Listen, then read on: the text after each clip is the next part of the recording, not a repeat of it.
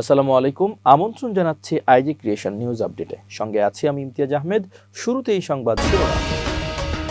খালেদা জিয়ার মৃত্যুতে 7 দিনব্যাপী শোক পালন করবে বিএনপি, যোগসু নির্বাচন স্থগিত।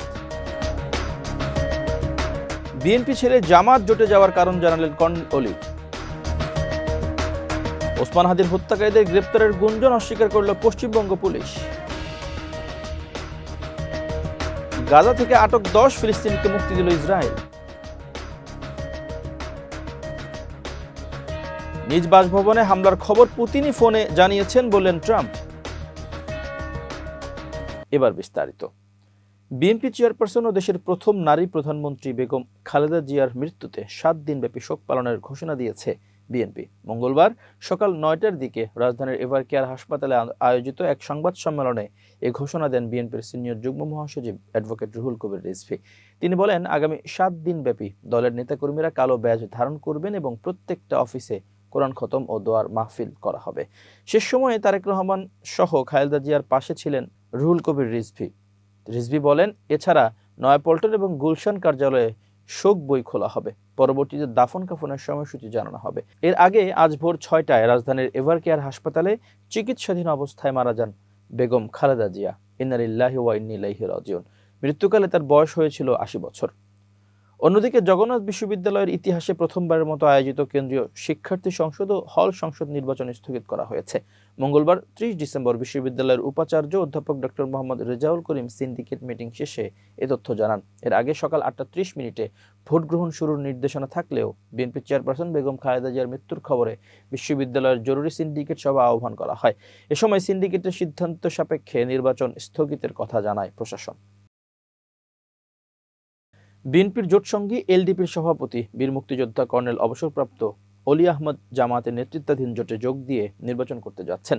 রোববার জাতীয় প্রেস ক্লাবে এক সংবাদ সম্মেলনে বিষয়টি জানান জামাত আমির ডাক্তার শফিকুর রহমান। এর আগে গত শনিবার দলটির প্রেসিডিয়াম সদস্যদের দীর্ঘ বৈঠক শেষে সর্বসম্মতিক্রমে এই সিদ্ধান্ত নেওয়া হয় বলে গণমাধ্যমকে জানান কর্নেল অলি। তবে দীর্ঘদিনের মিত্র বিএনপিকে ছেড়ে অলি কেন জামাতের সঙ্গে জোটবদ্ধ হলেন তা নিয়ে চলছে বিশ্লেষণ। মূলত আসন সমঝোতা না হওয়ায় আগামী জাতীয় সংসদ নির্বাচনে জামাত জোটে অংশ নেওয়ার সিদ্ধান্ত নেয় এলডিপি। এ বিষয়ে অলি আহমদ জানান, 14 জনের শর্ট লিস্ট দিয়েও আলোচনায় বসেনি বিএনপি।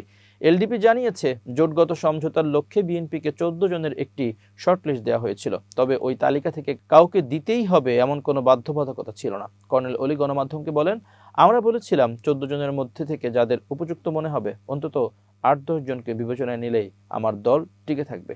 তিনি অভিযোগ করেন, বিএনপি মহাসচিবের নেতৃত্বে গঠিত 7 সদস্যের কমিটির সঙ্গে এলডিপির কোনো আনুষ্ঠানিক বৈঠক হয়নি।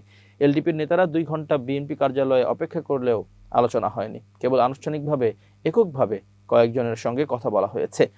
অলি বলেন, শর্ট লিস্টটি বিএনপির ভারপ্রাপ্ত চেয়ারম্যান তারেক রহমান, মহাসচিব মির্জা ফখরুল ইসলাম আলমগীর এবং স্থায়ী কমিটির সদস্য সালাউদ্দিন আহমেদের কাছে পাঠানো হলেও কোনো সাড়া পাওয়া যায়নি। এলডিপিকে অবমূল্যায়ন করা হয়েছে দাবি করে কর্নেল অলি বলেন, বিএনপি যেখানে শত শত আসনে প্রার্থী দিয়েছে সেখানে আমাদের মাত্র একটি কার্যকর আসন দেওয়া হয়েছে। এটা আমাদের জন্য চরম অবমূল্যায়ন।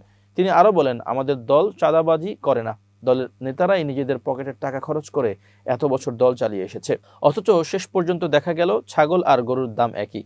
এলডিপির দাবি, বিএনপির সংকটকালে তাদের নেতারা পাশে ছিলেন, কিন্তু এখন দীর্ঘ সময় ধরে কোনো যোগাযোগ নেই।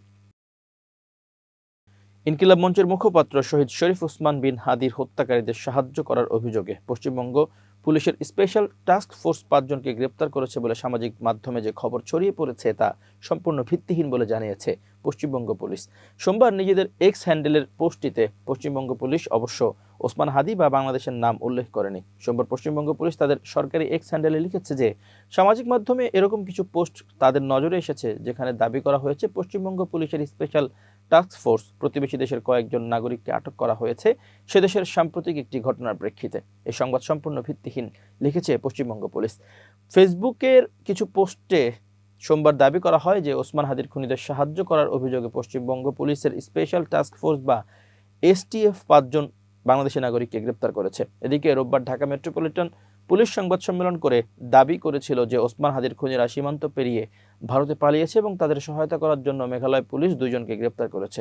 সেই দাবি আগেই খারিজ করে দিয়েছে মেঘালয়ের পুলিশ এবং ভারতের সীমান্তরক্ষী বাহিনী বিএসএফ। মেঘালয় পুলিশের মহাপরিচালক ইদা সিসা নংগ্রাং এর এক বিবৃতি উদ্ধৃত করে টাইমস অফ ইন্ডিয়া জানিয়েছে যে পলাতক খুনিদের সহায়তা করার জন্য ওয়েস্ট গারো হিলস জেলায় 2 জন গ্রেপ্তার হয়েছে বলে যে খবর বাংলাদেশ থেকে দাবি করা হয়েছে তার কোনো ভিত্তি নেই। আবার সংবাদ সংস্থা পিটিআইকে বিএসএফ এর মেঘালয় সীমান্ত অঞ্চলের ইন্সপেক্টর জেনারেল ওম প্রকাশ উপাধ্যায় বলেছেন, মেঘালয়ের হালুয়াঘাট দিয়ে কোনো ব্যক্তি আন্তর্জাতিক সীমান্ত পার করে এসেছে এমন কোনো প্রমাণ নেই। রোববার রাতে অবশ্য ঢাকার পুলিশ একটি সংবাদ বিজ্ঞপ্তি দিয়ে দাবি করেছে যে তাদের গ্রেপ্তার করা আসামি ও সীমান্ত এলাকার সূত্রে পাওয়া তথ্যের উপর ভিত্তি করে তারা ওই দাবি করেছে। এনসিপি থেকে সদ্য পদত্যাগকারী নেত্রী তাসনিম জারা ভোটারের স্বাক্ষর সংগ্রহ নিয়ে বিপাকে পড়েছেন। বাংলাদেশে স্বতন্ত্র প্রার্থী হতে হলে অবশ্যই নির্বাচনী এলাকার মোট ভোটারের কমপক্ষে 1% ভোটের স্বাক্ষর বা সমর্থন, হলফনামা, প্রয়োজনীয় কাগজপত্র সহ জমা দিতে হবে। এই শর্ত অনুযায়ী তাসনিম জারা গত রোববার থেকে নির্বাচনী এলাকায় খিলগাঁও থেকে স্বাক্ষর নেওয়া শুরু করেন। সোমবার জানা গেল, যেহেতু ভোটারদের সিরিয়াল নম্বর প্রয়োজন, কিন্তু সেই সিরিয়াল নম্বর পাওয়ার 5টি উপায় আছে। সব কয়েকটি পথ বন্ধ রেখেছে নির্বাচন কমিশন, এমনটাই জানালেন ঢাকা 9 আসনের সম্ভাব্য স্বতন্ত্র প্রার্থী তাসনিম জারা। এ বিষয়ে তাসনিম জারা বলেন, ভোটার নম্বর লাগবে স্বতন্ত্র প্রার্থী হতে হলে, পাশাপাশি বাংলাদেশের নাগরিক হতে হবে, 25 বছর বয়স পূর্ণ হতে হবে, ভোটার তালিকায় নাম থাকতে হবে, এর সঙ্গে আয়কর রিটার্ন, সম্পদের বিবরণী এবং নির্দিষ্ট ফরম্যাট ছবি ও হলফনামা জমা দিতে হবে, যা নির্বাচন কমিশন কর্তৃক নির্ধারিত নিয়ম অনুযায়ী পূরণ করতে হবে। তবে আগে সংসদ সদস্য নির্বাচিত হলে এই 1% স্বাক্ষরের বাধ্যবাধকতা থাকে না। তাসনিম জারা বলেন, নির্বাচন কমিশন কোনো উপায় রাখেনি যে ভোটার নম্বর পাওয়া যাবে। 5 উপায়ে ভোটার নম্বর পাওয়া যাবে। এক হলো SMS করে অনলাইনে ভোটার নম্বর পাওয়া যাবে, কল করে ভোটার নম্বর পাওয়া যাবে, QR কোড ব্যবহার করে পাওয়া যাবে। তো 5টি উপায়ে ভোটার নম্বর পাওয়া যায়, কিন্তু একটা উপায়ও কার্যকর নয়। তিনি আরো বলেন, ওয়েবসাইটের সার্ভার ডাউন, আমি স্বতন্ত্র প্রার্থী হব, এই ক্ষেত্রে ভোটার নম্বর লাগবে, কিন্তু ভোটার নম্বর পাওয়া যাচ্ছে না, একদম অসম্ভব করে রাখা হয়েছে, প্রত্যেকটা পথ বন্ধ করে রাখা হয়েছে। এদিকে এই অল্প সময়ে প্রয়োজনীয় ভোটার সিরিয়াল নম্বর পাওয়া যাবে কিনা তা নিয়ে তৈরি হয়েছে সংশয়, কেননা আজ মনোনয়ন দাখিলের শেষ দিন। এবার আন্তর্জাতিক প্রসঙ্গ। রাশিয়ার প্রেসিডেন্ট ভ্লাদিমির পুতিনের একটি বাসভবনে ইউক্রেনের হামলার অভিযোগ নিয়ে সমালোচনা করেছে মার্কিন প্রেসিডেন্ট ডোনাল্ড ট্রাম্প। তিনি বলেছেন, এটি হামলা চালানোর জন্য সঠিক সময় নয়। ফরাসি সংবাদ মাধ্যম এএফপি জানায়, সোমবার 29 ডিসেম্বর যুক্তরাষ্ট্রের ফ্লোরিডা অঙ্গরাজ্যে ট্রাম্পের মার এ লাগো অবকাশ যাপন কেন্দ্রে সাংবাদিকদের এসব কথা বলেন তিনি। এদিন রাশিয়া ইউক্রেন যুদ্ধ বন্ধে ইউক্রেনের প্রেসিডেন্ট ভলোদিমির জেলেনস্কি ও দেশটির প্রতিনিধি দলের সঙ্গে নিজের অবকাশ যাপন কেন্দ্রে বৈঠক করেন মার্কিন প্রেসিডেন্ট। আর বাসভবনে হামলার খবর পুতিন নিজেই ফোনালাপে তাকে জানিয়েছেন উল্লেখ করেন ট্রাম্প।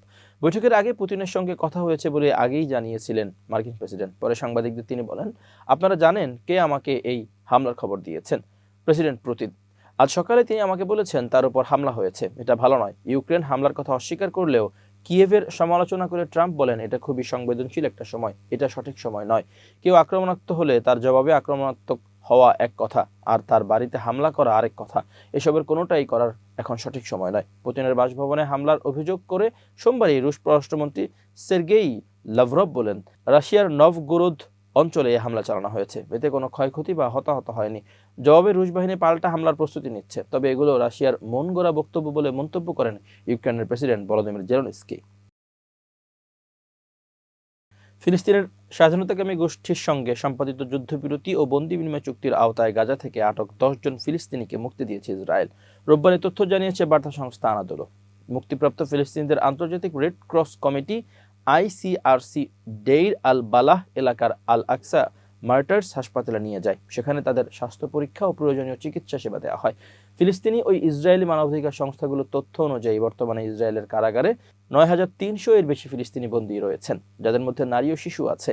এসব বন্দীর বিরুদ্ধে নির্যাতন, অনাহার এবং চিকিৎসা অবহেলার অভিযোগ রয়েছে, যার ফলে অনেকের মৃত্যু হয়েছে বলে প্রতিবেদনে উল্লেখ করা হয়েছে। গাজা উপত্যকায় ইসরায়েলের চলমান যুদ্ধের সময় ফিলিস্তিনি বন্দীদের উপর নিপীড়ন আরও বেড়েছে বলে মানবাধিকার সংগঠনগুলো জানিয়েছে।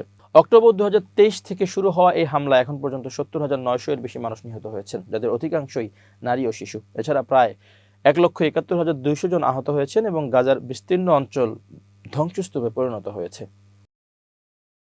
প্রিয় দর্শক, শেষ করছি আইজি ক্রিয়েশন নিউজ আপডেট। আজ এ পর্যন্তই। ভিন্ন খবর নিয়ে দেখা হবে আগামীকাল সন্ধ্যা 7:30টায়। নিজেকে আপডেট রাখতে সাবস্ক্রাইব করুন চ্যানেলটি। নিয়মিত লাইক, কমেন্ট ও শেয়ার করে ছড়িয়ে দিন সর্বত্র। সুস্থ থাকুন, নিরাপদে থাকুন। আল্লাহ হাফেজ।